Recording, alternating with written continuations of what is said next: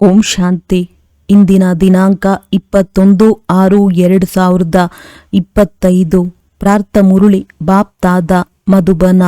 ಮಧುರ ಮಕ್ಕಳೇ, ನಿಮಗೆ ಸ್ಮೃತಿ ಬಂದಿದೆ. ನಾವು 84 ಜನ್ಮಗಳ ಚಕ್ರವನ್ನು ಪೂರ್ಣ ಮಾಡಿದೆವು. ಈಗ ನಮ್ಮ ಮನೆಯಾದ ಶಾಂತಿಧಾಮಕ್ಕೆ ಹೋಗುತ್ತೇವೆ. ಮನೆಗೆ ಹೋಗಲು ಇನ್ನು ಸ್ವಲ್ಪ ಸಮಯವೇ ಉಳಿದಿದೆ. ಪ್ರಶ್ನೆ: ಯಾವ ಮಕ್ಕಳಿಗೆ ಮನೆಗೆ ಹೋಗುವ ಸ್ಮೃತಿ ಇರುವುದೋ ಅವರ ಲಕ್ಷಣಗಳೇನು? ಉತ್ತರ: ಅವರು ಈ ಹಳೆಯ ಪ್ರಪಂಚವನ್ನು ನೋಡಿಯೂ ನೋಡದಂತಿರುತ್ತಾರೆ. ಅವರಿಗೆ ಬೇಹದ್ದಿನ ವೈರಾಗ್ಯವಿರುವುದು. ಉದ್ಯೋಗ ವ್ಯವಹಾರಗಳಿದ್ದರೂ ಅದರಿಂದ ಹಗುರವಾಗಿರುತ್ತಾರೆ. ಅಲ್ಲಿ ಇಲ್ಲಿ ಅಲ್ಲ ಸಲ್ಲದ ಮಾತುಗಳಲ್ಲಿ ತಮ್ಮ ಸಮಯವನ್ನು ಹಾಳು ಮಾಡುವುದಿಲ್ಲ. ತಮ್ಮನ್ನು ಈ ಪ್ರಪಂಚದಲ್ಲಿ ಅತಿಥಿ ಎಂದು ತಿಳಿಯುತ್ತಾರೆ. ಓಂ ಶಾಂತಿ. ನಾವು ಸ್ವಲ್ಪ ಸಮಯಕ್ಕಾಗಿ ಈ ಹಳೆಯ ಪ್ರಪಂಚದ ಅತಿಥಿಗಳಾಗಿದ್ದೇವೆಂದು ಕೇವಲ ನೀವು ಸಂಗಮಯುಗಿ ಬ್ರಾಹ್ಮಣರೇ ತಿಳಿದುಕೊಂಡಿದ್ದೀರಿ. ನಿಮ್ಮ ಸತ್ಯವಾದ ಮನೆಯು ಶಾಂತಿಧಾಮವಾಗಿದೆ.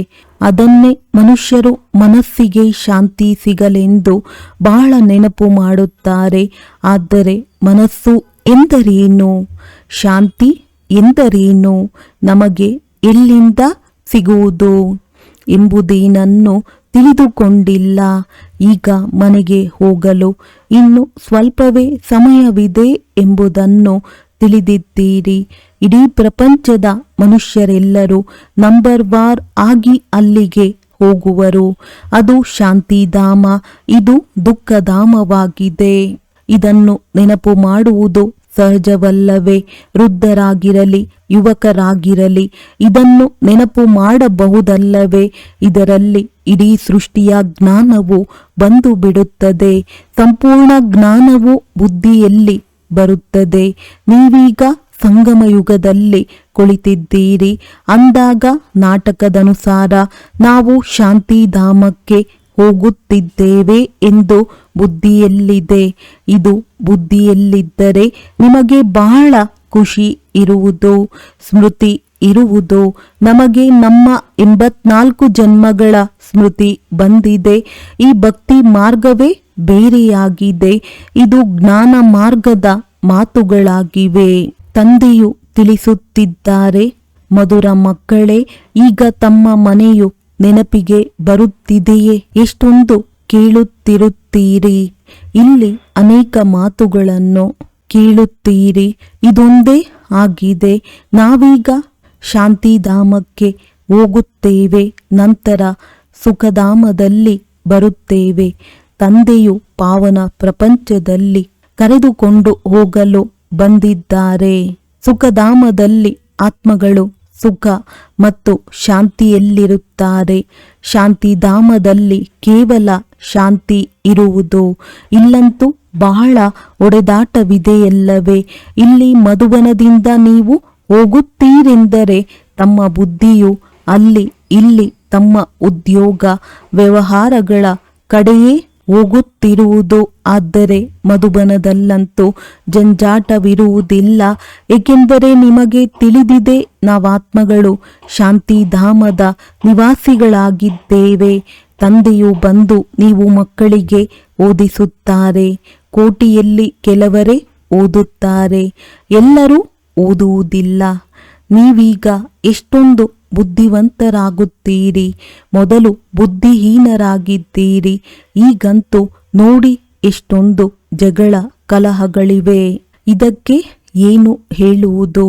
ನಾವು ಪರಸ್ಪರ ಸಹೋದರರಾಗಿದ್ದೇವೆ ಎಂಬುದನ್ನು ಸಹ ಅವರು ಮರೆತು ಹೋಗಿದ್ದಾರೆ. ಸಹೋದರ ಸಹೋದರರೆಂದಾದರೂ ಕೊಲೆ ಮಾಡುತ್ತಾರೆಯೇ? ಒಂದು ವೇಳೆ ಕೊಲೆ ಮಾಡಿದರೂ ಸಹ ಕೇವಲ ಆಸ್ತಿಗಾಗಿ. ನಾವೆಲ್ಲರೂ ಒಬ್ಬ ತಂದೆಯ ಮಕ್ಕಳು, ಸಹೋದರ ಸಹೋದರರಾಗಿದ್ದೇವೆ ಎಂದು ನಿಮಗೆ ಅರ್ಥವಾಗಿದೆ. ನಾವಾತ್ಮಗಳಿಗೆ ತಂದೆಯು ಬಂದು ಓದಿಸುತ್ತಾರೆ. 5000 ವರ್ಷಗಳ ಹಿಂದಿನ ತರಹ ನಮಗೆ ಓದಿಸುತ್ತಾರೆಂದು ನೀವೀಗ ಪ್ರತ್ಯಕ್ಷದಲ್ಲಿ ತಿಳಿದುಕೊಳ್ಳುತ್ತೀರಿ, ಏಕೆಂದರೆ ಅವರು ಜ್ಞಾನ ಸಾಗರನಾಗಿದ್ದಾರೆ. ಈ ವಿದ್ಯೆಯನ್ನು ಮತ್ಯಾರು ತಿಳಿದುಕೊಂಡಿಲ್ಲ. ತಂದೆಯೇ ಸ್ವರ್ಗದ ರಚಯಿತನಾಗಿದ್ದಾರೆ. ಸೃಷ್ಟಿಯನ್ನು ರಚಿಸುವವರೆಂದೇ ಹೇಳಲಾಗುತ್ತದೆ. ಅಲ್ಲಿ ಮತ್ಯಾವುದೇ ಖಂಡವಿರಲಿಲ್ಲ. ಇಲ್ಲಂತೂ ಬಹಳಷ್ಟು ಖಂಡಗಳಿವೆ. ಒಂದು ಸಮಯದಲ್ಲಿ ಯಾವಾಗ ಒಂದೇ ಧರ್ಮವಿತ್ತೋ, ಒಂದೇ ಖಂಡವಿತ್ತೋ, ನಂತರದಲ್ಲಿ ಇವೆಲ್ಲ ವಿಭಿನ್ನ ಧರ್ಮಗಳು ಬಂದಿವೆ. ವಿಭಿನ್ನ ಧರ್ಮಗಳು ಹೇಗೆ ಬರುತ್ತವೆ ಎಂಬುದು ಈಗ ನಿಮ್ಮ ಬುದ್ಧಿಯಲ್ಲಿ ಕುಳಿತಿದೆ. ಮೊಟ್ಟ ಮೊದಲನೆಯದು ಆದಿ ಸನಾತನ ದೇವಿ ದೇವತಾ ಧರ್ಮವಾಗಿದೆ. ಸನಾತನ ಧರ್ಮವೆಂದು ಇಲ್ಲಿ ಹೇಳುತ್ತಾರೆ, ಆದರೆ ಅರ್ಥವನ್ನು ತಿಳಿದುಕೊಂಡೇ ಇಲ್ಲ. ನೀವೆಲ್ಲರೂ ಆದಿ ಸನಾತನ ದೇವಿ ದೇವತಾ ಧರ್ಮದವರಾಗಿದ್ದೀರಿ. ಈಗ ಪತಿತರಾಗಿ ಬಿಟ್ಟಿದ್ದೀರಿ. ಸತೋ ಪ್ರಧಾನರಿಂದ ಸತೋ ರಜೋ ತಮೋ ಆಗುತ್ತಾ ಬಂದಿದ್ದೀರಿ. ಆದಿ ಸನಾತನ ದೇವಿ ದೇವತಾ ಧರ್ಮದವರಾಗಿದ್ದಾಗ ನಾವು ಬಹಳ ಪವಿತ್ರರಾಗಿದ್ದೆವು.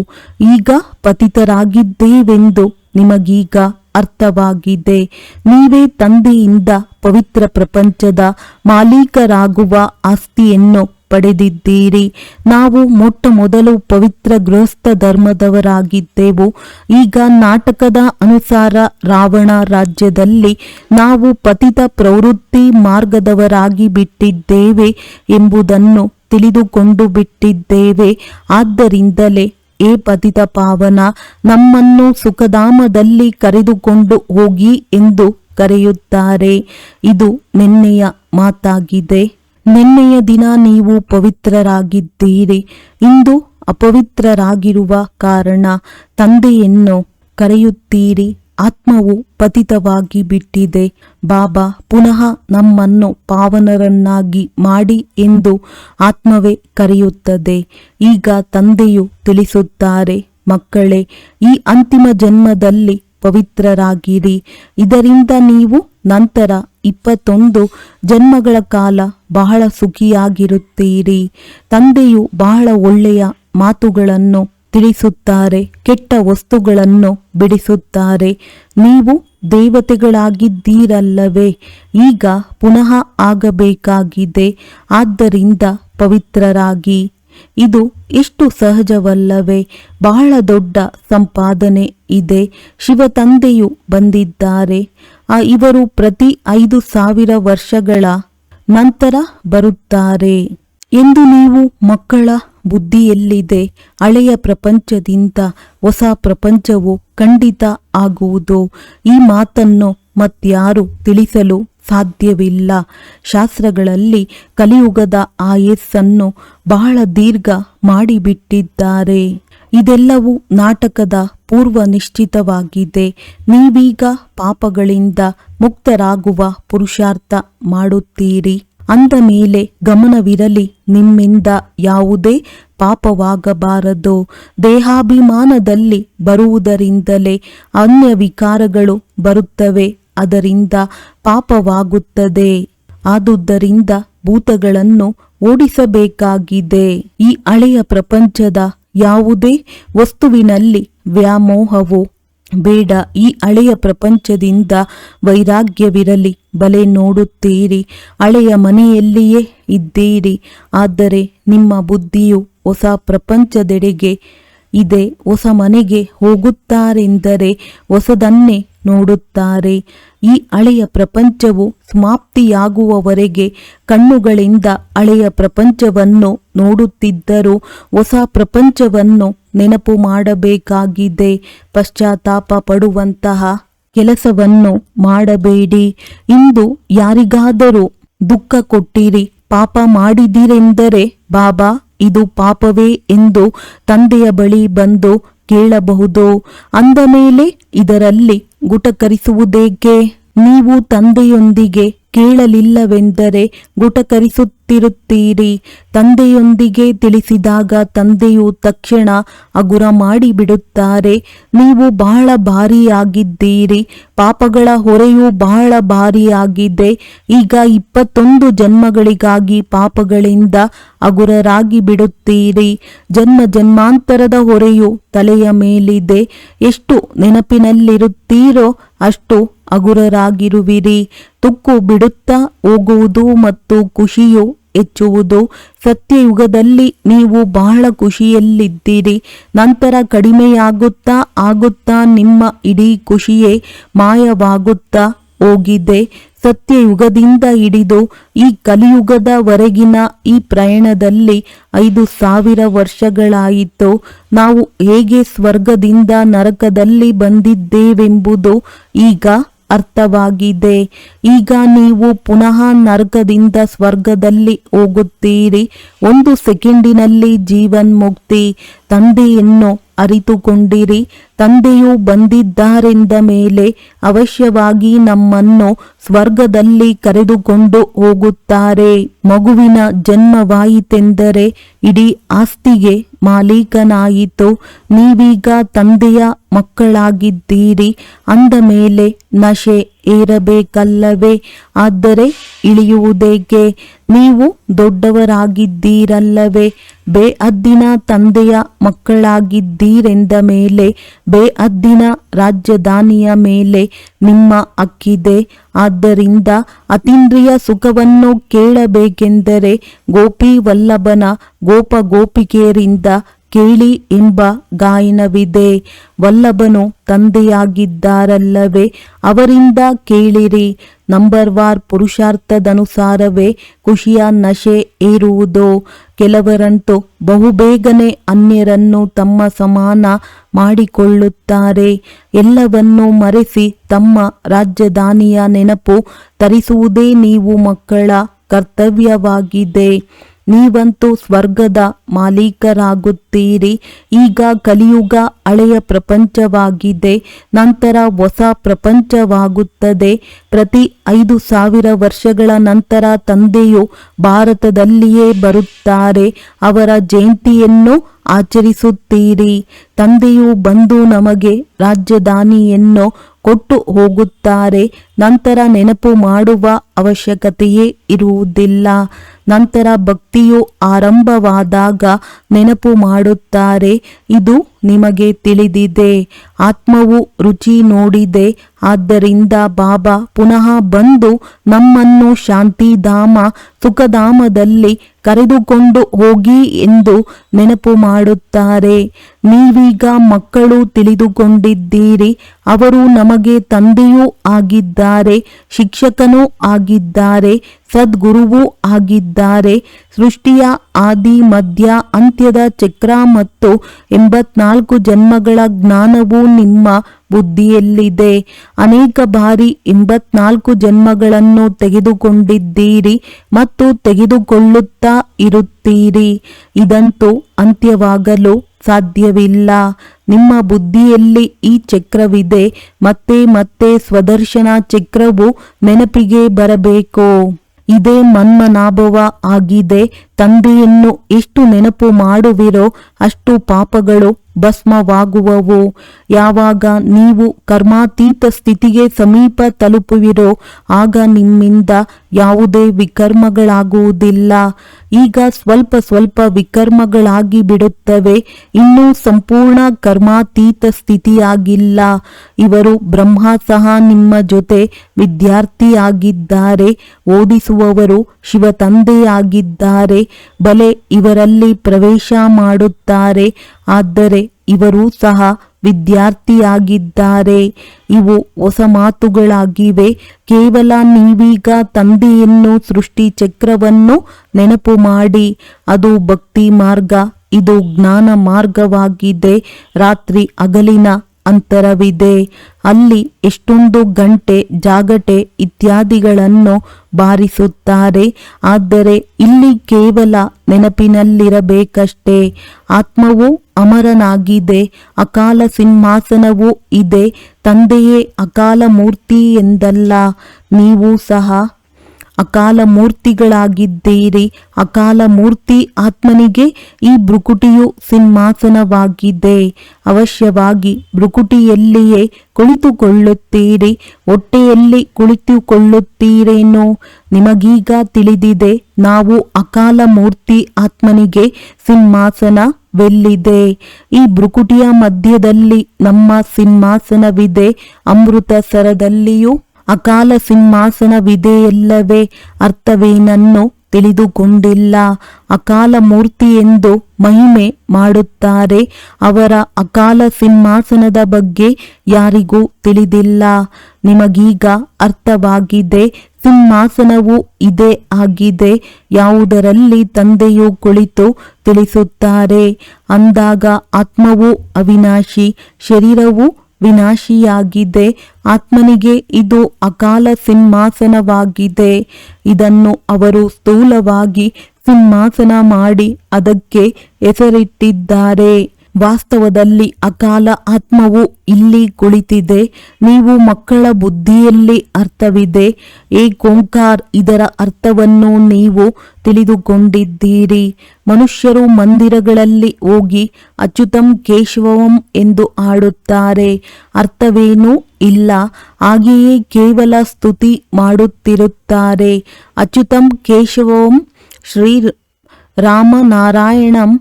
ಈಗ ರಾಮನೆಲ್ಲಿ, ಆ ನಾರಾಯಣನೆಲ್ಲಿ? ಅದೆಲ್ಲವೂ ಭಕ್ತಿ ಮಾರ್ಗವೆಂದು ತಂದೆಯೂ ತಿಳಿಸುತ್ತಾರೆ. ಜ್ಞಾನವು ಬಹಳ ಸರಳವಾಗಿದೆ. ಯಾವುದೇ ಅನ್ಯ ಮಾತನ್ನು ಕೇಳುವುದಕ್ಕೆ ಮೊದಲು ತಂದೆ ಮತ್ತು ಆಸ್ತಿಯನ್ನು ನೆನಪು ಮಾಡಬೇಕಾಗಿದೆ. ಆದರೆ ಇದನ್ನು ಯಾರೂ ಮಾಡುತ್ತಿಲ್ಲ. ಬೇಗನೆ ಮರೆತು ಹೋಗುತ್ತಾರೆ. ಮಾಯೆಯು ಈ ರೀತಿ ಮಾಡುತ್ತದೆ. ಭಗವಂತನು ಈ ರೀತಿ ಮಾಡುತ್ತಾರೆಂದು ಒಂದು ನಾಟಕವೂ ಇದೆ. ನೀವು ತಂದೆಯನ್ನು ನೆನಪು ಮಾಡುತ್ತೀರಿ. ಮಾಯೆಯು ನಿಮ್ಮನ್ನು ಇನ್ನೂ ಬಿರುಗಾಳಿಗಳಲ್ಲಿ ತೆಗೆದುಕೊಂಡು ಹೋಗುತ್ತದೆ. ಶಕ್ತಿಶಾಲಿಯೊಂದಿಗೆ ಶಕ್ತಿಶಾಲಿಯಾಗಿ ಹೋರಾಡಿ ಎಂಬುದು ತಂದೆಯ ಆದೇಶವಾಗಿದೆ. ನೀವೆಲ್ಲರೂ ಯುದ್ಧದ ಮೈದಾನದಲ್ಲಿದ್ದೀರಿ. ಇದರಲ್ಲಿ ಯಾವ ಯಾವ ಪ್ರಕಾರದ ಯೋಧರಿದ್ದಾರೆಂದು ನಿಮಗೆ ತಿಳಿದಿದೆ. ಕೆಲವರು ಬಹಳ ಬಲಹೀನರಾಗಿದ್ದಾರೆ, ಕೆಲವರು ಮಧ್ಯಮದವರಾಗಿದ್ದಾರೆ, ಇನ್ನು ಕೆಲವರು ಬಹಳ ತೀಕ್ಷ್ಣವಾಗಿದ್ದಾರೆ. ಎಲ್ಲರೂ ಮಾಯೆಯೊಂದಿಗೆ ಯುದ್ಧ ಮಾಡುವವರೇ ಆಗಿದ್ದಾರೆ. ಗುಪ್ತವೇ ಗುಪ್ತವಾಗಿ ಅಂಡರ್ ಗ್ರೌಂಡ್ನಲ್ಲಿ ಮಾಡುವ ಯುದ್ಧವು ಇದಾಗಿದೆ. ವಿಜ್ಞಾನಿಗಳು ಸಹ ಅಂಡರ್ ಗ್ರೌಂಡ್ ಬಾಂಬುಗಳ ಪ್ರಯೋಗ ಮಾಡುತ್ತಾರೆ. ಇದನ್ನು ಸಹ ನೀವು ಮಕ್ಕಳು ತಿಳಿದುಕೊಂಡಿದ್ದೀರಿ. ತಮ್ಮ ಮೃತ್ಯುವಿಗಾಗಿ ಎಲ್ಲವನ್ನೂ ಮಾಡಿಕೊಳ್ಳುತ್ತಿದ್ದಾರೆ. ನೀವು ಸಂಪೂರ್ಣ ಶಾಂತಿಯಲ್ಲಿ ಕುಳಿತಿದ್ದೀರಿ. ಅವರದ್ದು ವೈಜ್ಞಾನಿಕ ಬಲವಾಗಿದೆ. ಪ್ರಾಕೃತಿಕ ಆಪತ್ತುಗಳು ಬಹಳಷ್ಟಿವೆ. ಕೃತಕ ಮಳೆ ಬಿದ್ದು ದವಸ ಧಾನ್ಯಗಳು ಹೆಚ್ಚಾಗಲೆಂದು ತಿಳಿಯುತ್ತಾರೆ. ಎಷ್ಟೇ ಮಳೆ ಬಿದ್ದರೂ ಸಹ ಪ್ರಾಕೃತಿಕ ವಿಕೋಪಗಳಂತೂ ಅವಶ್ಯವಾಗಿ ಆಗುವುದು. ಬೆಂಕಿಯ ಮಳೆ ಬಿದ್ದಾಗ ಏನು ಮಾಡಲು ಸಾಧ್ಯ? ಇದಕ್ಕೆ ಪ್ರಾಕೃತಿಕ ವಿಕೋಪಗಳೆಂದು ಹೇಳಲಾಗುವುದು. ಸತ್ಯಯುಗದಲ್ಲಿ ಇವೆಲ್ಲವೂ ಆಗುವುದಿಲ್ಲ, ಇಲ್ಲಿಯೇ ಆಗುತ್ತದೆ. ಇವು ಮತ್ತೆ ವಿನಾಶದ ಸಮಯದಲ್ಲಿ ಸಹಯೋಗ ನೀಡುತ್ತದೆ. ನಿಮ್ಮ ಬುದ್ಧಿಯಲ್ಲಿದೆ. ನಾವು ಸತ್ಯಯುಗದಲ್ಲಿ ಇದ್ದಾಗ ಜಮುನಾ ನದಿಯ ತೀರದಲ್ಲಿ ಚಿನ್ನದ ಮೆಹಲುಗಳಿರುತ್ತವೆ. ನಾವು ಕೆಲವರೇ ಅಲ್ಲಿರುತ್ತೇವೆ. ಕಲ್ಪಕಲ್ಪವೂ ಅದೇ ರೀತಿ ನಡೆಯುತ್ತದೆ. ಮೊದಲು ಕೆಲವರೇ ಇರುತ್ತಾರೆ, ನಂತರ ವೃಕ್ಷವು ವೃದ್ಧಿಯಾಗುತ್ತದೆ. ಅಲ್ಲಿ ಯಾವುದೇ ಕೊಳಕು ವಸ್ತುಗಳಿರುವುದೇ ಇಲ್ಲ. ಇಲ್ಲಂತೂ ನೋಡಿ, ಪಕ್ಷಿಗಳು ಸಹ ಕೊಳಕು ಮಾಡುತ್ತಿರುತ್ತವೆ. ಅಲ್ಲಿ ಕೊಳಕಿನ ಮಾತೇ ಇಲ್ಲ. ಆಂತರ್ಯದಲ್ಲಿ ಎಷ್ಟೊಂದು ಖುಷಿ ಇರಬೇಕು. ಮಾಯಾರೂಪಿ ಜಿನ್ನಿಂದ ಪಾರಾಗಲು ತಂದೆಯು ಹೇಳುತ್ತಾರೆ, ನೀವು ಮಕ್ಕಳು ಈ ಆತ್ಮಿಕ ಸೇವೆಯಲ್ಲಿ ತೊಡಗಿರಿ. ಮನ್ನನಾಭವ, ಇದರಲ್ಲಿಯೇ ಜಿನ್ ಆಗಿಬಿಡಿ. ಜಿನ್ನ ದುಷ್ಟಾಂತವಿದೆಯಲ್ಲವೇ? ನನಗೆ ಕೆಲಸ ಕೊಡಿ, ಇಲ್ಲದಿದ್ದರೆ ನಾನು ನಿಮ್ಮನ್ನೇ ತಿಂದು ಬಿಡುವೆನೆಂದು ಹೇಳಿದನೆಂದು ತೋರಿಸುತ್ತಾರೆ. ಅಂದಾಗ ತಂದೆಯೂ ಸಹ ಕೆಲಸವನ್ನು ಕೊಡುತ್ತಾರೆ. ಇಲ್ಲದಿದ್ದರೆ ಮಾಯೆಯು ತಿಂದು ಬಿಡುವುದು. ತಂದೆಗೆ ಪೂರ್ಣ ಸಹಯೋಗಿಗಳಾಗಬೇಕಾಗಿದೆ. ತಂದೆಯೊಬ್ಬರೇ ಮಾಡಲು ಸಾಧ್ಯವಿಲ್ಲ. ತಂದೆಯಂತೂ ರಾಜ್ಯಭಾರವನ್ನು ಮಾಡುವುದಿಲ್ಲ. ನೀವೇ ಸರ್ವಿಸ್ ಮಾಡುತ್ತೀರಿ. ರಾಜ್ಯವು ನಿಮಗಾಗಿಯೇ ಇದೆ. ತಂದೆಯು ತಿಳಿಸುತ್ತಾರೆ, ನಾನು ಸಹ ಮಗದ ದೇಶದಲ್ಲಿ ಬರುತ್ತೇನೆ. ಮಾಯೆಯೂ ಸಹ ದೊಡ್ಡ ಮೊಸಳೆಯಾಗಿದೆ. ಎಷ್ಟೊಂದು ಮಹಾರಥಿಗಳನ್ನು ನುಂಗಿಬಿಡುತ್ತದೆ. ಇವೆಲ್ಲವೂ ಶತ್ರುಗಳಾಗಿವೆ. ಹೇಗೆ ಸರ್ಪವು ಕಪ್ಪೆಗೆ ಶತ್ರುವಾಗಿರುತ್ತದೆ ಎಲ್ಲವೇ ನಿಮಗೆ ತಿಳಿದಿದೆ. ಅದೇ ರೀತಿ ನಿಮ್ಮ ಶತ್ರು ಮಾಯೆಯಾಗಿದೆ. ಒಳ್ಳೆಯದು. ಮಧುರಾತಿ ಮಧುರ ಅಗಲಿ ಹೋಗಿ ಮರಳಿ ಸಿಕ್ಕಿರುವಂತಹ ಮಕ್ಕಳಿಗೆ ಮಾತ್ಪಿತಾ ಬಾಪ್ ತಾದಾರವರ ನೆನಪು, ಪ್ರೀತಿ ಹಾಗೂ ನಮಸ್ತೆ. ಆತ್ಮೀಯ ಮಕ್ಕಳಿಗೆ ಆತ್ಮೀಯ ತಂದೆಯ ನಮಸ್ತೆ. ಧಾರಣೆಗಾಗಿ ಮುಖ್ಯ ಸಾರ: ಸ್ವಯಂವನ್ನು ಪಾಪಗಳಿಂದ ಮುಕ್ತರನ್ನಾಗಿ ಮಾಡಿಕೊಳ್ಳುವ ಪುರುಷಾರ್ಥ ಮಾಡಬೇಕು. ದೇಹಾಭಿಮಾನದಲ್ಲೆಂದು ಬರಬಾರದು.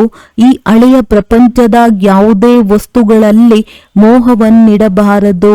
ಮಾಯಾರೂಪಿ ಜಿನ್ನಿಂದ ಪಾರಾಗಲು ಬುದ್ಧಿಯನ್ನು ಆತ್ಮಿಕ ಸೇವೆಯಲ್ಲಿ ಬ್ಯುಸಿಯಾಗಿಟ್ಟುಕೊಳ್ಳಬೇಕಾಗಿದೆ. ತಂದೆಗೆ ಸಂಪೂರ್ಣ ಸಹಯೋಗಿಗಳಾಗಬೇಕಾಗಿದೆ.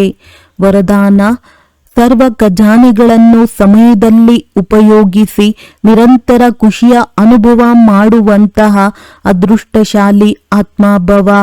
ಬಾಪ್ ತಾದಾರವರ ಮುಖಾಂತರ ಬ್ರಾಹ್ಮಣ ಜನ್ಮವಾದೊಡನೆ ಇಡೀ ದಿನಕ್ಕಾಗಿ ಅನೇಕ ಶ್ರೇಷ್ಠ ಖುಷಿಯ ಖಜಾನೆ ಪ್ರಾಪ್ತಿಯಾಗುವುದು. ಆದ್ದರಿಂದ ನಿಮ್ಮ ಹೆಸರಲ್ಲಿಯೇ ಇಲ್ಲಿಯವರೆಗೆ ಅನೇಕ ಭಕ್ತರು ಅಲ್ಪಕಾಲದ ಖುಷಿಯಲ್ಲಿ ಬಂದು ಬಿಡುತ್ತಾರೆ. ನಿಮ್ಮ ಜಡಚಿತ್ರಗಳನ್ನು ನೋಡಿ ಖುಷಿಯಿಂದ ನಾಟ್ಯವಾಡಲು ತೊಡಗುತ್ತಾರೆ. ಈ ರೀತಿ ನೀವೆಲ್ಲರೂ ಅದೃಷ್ಟಶಾಲಿಗಳಾಗಿರುವಿರಿ. ಬಹಳ ಖಜಾನೆ ಸಿಕ್ಕಿದೆ. ಆದರೆ ಕೇವಲ ಸಮಯದಲ್ಲಿ ಉಪಯೋಗಿಸಿ. ಬೀಗದ ಕೈಯನ್ನು ಸದಾ ಎದುರಿನಲ್ಲಿಟ್ಟುಕೊಳ್ಳಿ, ಅರ್ಥಾತ್ ಸದಾ ಸ್ಮೃತಿಯಲ್ಲಿಟ್ಟುಕೊಳ್ಳಿ ಮತ್ತು ಸ್ಮೃತಿಯನ್ನು ಸ್ವರೂಪದಲ್ಲಿ ತನ್ನಿ. ಆಗ ನಿರಂತರ ಖುಷಿಯ ಅನುಭವ ಆಗುತ್ತಿರುತ್ತದೆ. ಸ್ಲೋಗನ್: ತಂದೆಯ ಶ್ರೇಷ್ಠ ಆಸೆಗಳ ದೀಪವನ್ನು ಬೆಳಗಿಸುವಂತವರೇ ಕುಲದೀಪಕರಾಗಿರುವಿರಿ. ಅವ್ಯಕ್ತ ಸೂಚನೆಗಳು: ಆತ್ಮಿಕ ಸ್ಥಿತಿಯಲ್ಲಿರುವಂತಹ ಅಭ್ಯಾಸ ಮಾಡಿ ಅಂತರ್ಮುಖಿಯಾಗಿರಿ. ಆತ್ಮಿಕ ಸ್ಥಿತಿಯಲ್ಲಿ ಇದ್ದು ಬಹಿರ್ಮುಖತೆಯನ್ನು ಬಿಟ್ಟರೆ ಪರಿಶ್ರಮದಿಂದ ಮುಕ್ತರಾಗಿ ಬಿಡುವಿರಿ ಹಾಗೂ ಅನುಭವಗಳ ಸಾಗರನಲ್ಲಿ ಸಮಾವೇಶವಾಗಿ ಬಿಡುವಿರಿ. ಒಂದೆರಡು ಅನುಭವವಲ್ಲ, ಬಹಳಷ್ಟು ಅನುಭವಗಳಿವೆ. ಒಂದೆರಡು ಅನುಭವ ಮಾಡಿ ಅನುಭವಗಳ ಸರೋವರದಲ್ಲಿ ಸ್ನಾನ ಮಾಡಬೇಡಿ. ಸಾಗರನ ಮಕ್ಕಳು ಅನುಭವಗಳ ಸಾಗರದಲ್ಲಿ ಸಮಾವೇಶವಾಗಿ ಬಿಡಿ. ಒಳ್ಳೆಯದು. ಓಂ ಶಾಂತಿ.